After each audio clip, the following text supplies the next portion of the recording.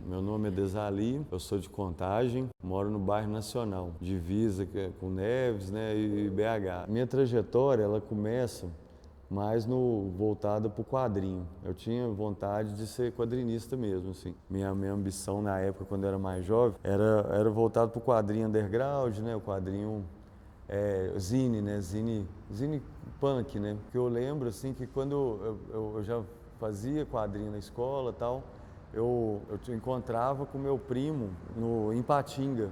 E ele mexia com quadrinho também. E a gente trocava muita informação com o outro. Ele tinha os gostos dele, eu tinha os meus gostos. E a gente meio que fazia histórias juntos, né? Pra fazer esse zine. Eram vários compilados, várias edições. E aí nos festivais de quadrinho que a gente vinha para BH, a gente ia para fazer workshop, para fazer oficina, conhecer outros artistas. Então, nessa época aí do quadrinho, estava muito difícil fazer grana, fazer publicação. Eu já estava trabalhando num boteco na Paraná. Aí eu tentava o FMG. A FMG eu não rolava, eu passava no teste de aptidão, aí eu não passava na prova fechada. Não tinha nem, na época, não tinha ProUni, essas coisas. E aí eu, num boteco lá, não sei quem me falou, não sei se foi no boteco, que existia outra instituição além do FMG, da Belas Artes da UFMG, que era o ENG. Eu falei, uai, tem a Universidade do Estado também, que eu não precisava pagar, porque a minha questão era pagar, porque a grana que eu tinha não viabilizava eu fazer desde um curso técnico, alguma coisa assim, era muito pouco. Eu lembro que eu fiz até eu fiz um curso de charge com São Salvador antes, que estava em conta no SESI.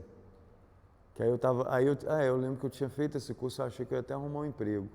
Mas aí também minha charge não era muito boa, eu também era muito novo e também era um mercado fechado, né? E aí eu fiz a guinhar. Fiz o teste de aptidão, passei no teste de aptidão e, e aí eu tentei licenciatura à tarde. E aí custou eles me chamar. Aí depois de um mês e meio, minha mãe me liga falando, o pessoal da Guinhata te ligou aqui. Aí eu tinha passado, sei lá, 28ª CD, não sei. Eu lembro que eu tinha até dormido na prova,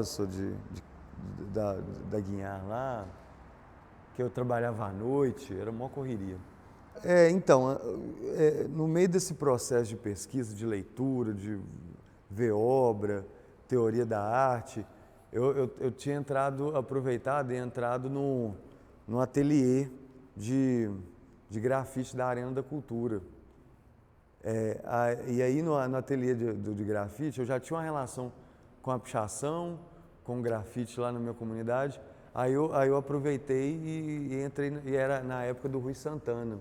O Rui Santana ele foi um dos grandes influenciadores assim, da época, assim, de pegar jovens artistas da periferia e colocar para pintar. A gente tinha esse ateliê, pintava vários muros, ele patrocinava, bancava a tinta. Com essa experiência que eu fui aprofundando a pichação, do lambe-lambe, que a gente meio que colou nessa época inteira, no centro de BH, virou um caos assim, de intervenção nessa época.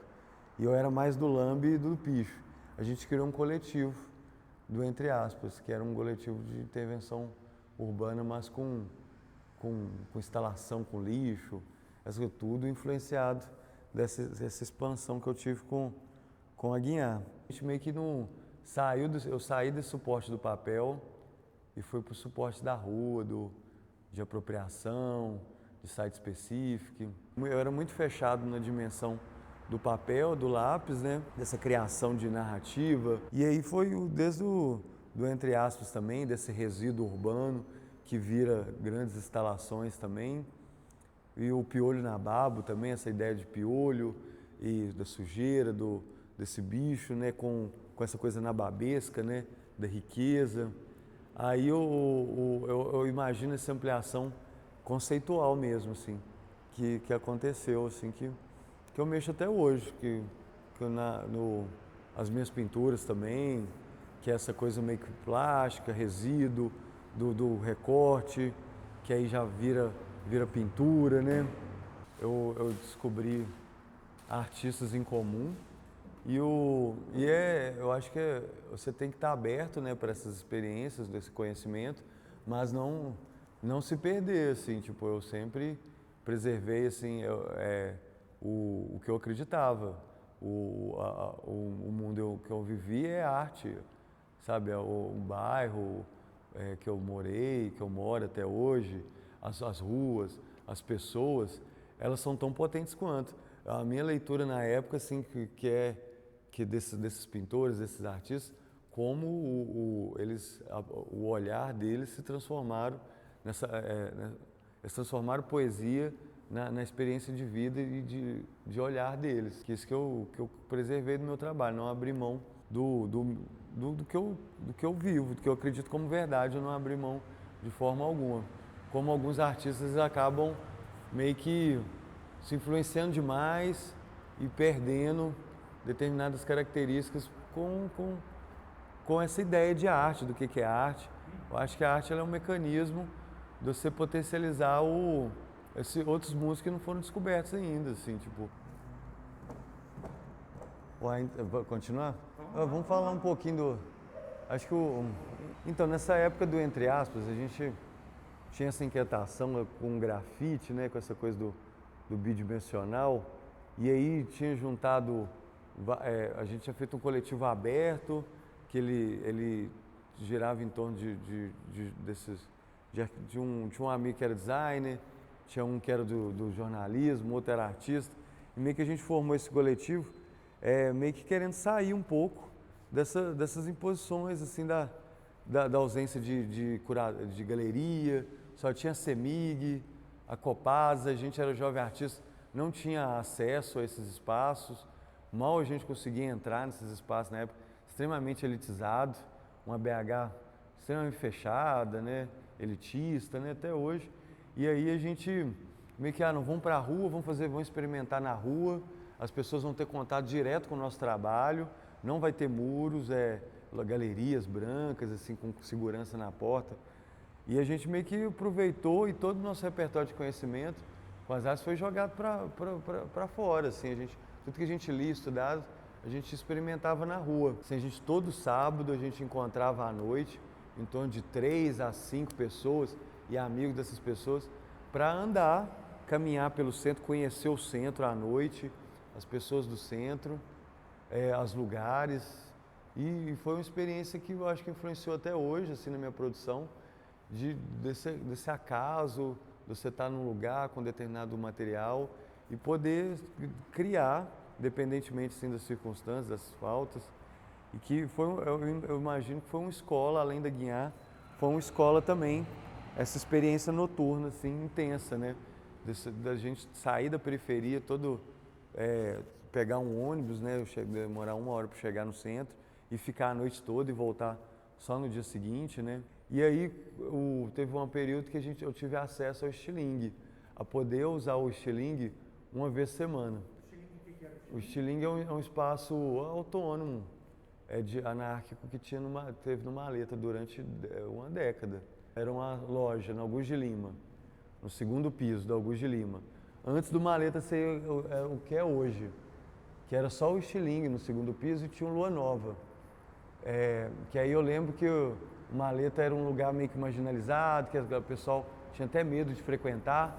Eu frequentava lá à noite, tomava até batida policial, era frequente a polícia lá, que tinha consumo de droga, o 2º piso mal ligava a luz. Então, o Piolho na Babo, ele surgiu a partir de uma exposição, que era simplesmente só uma exposição.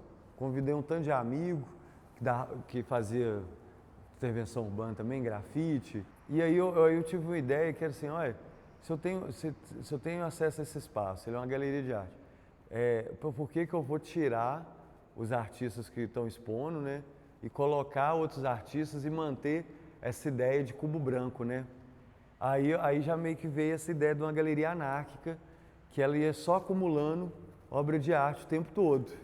E aí eu vendia a cerveja no isopor.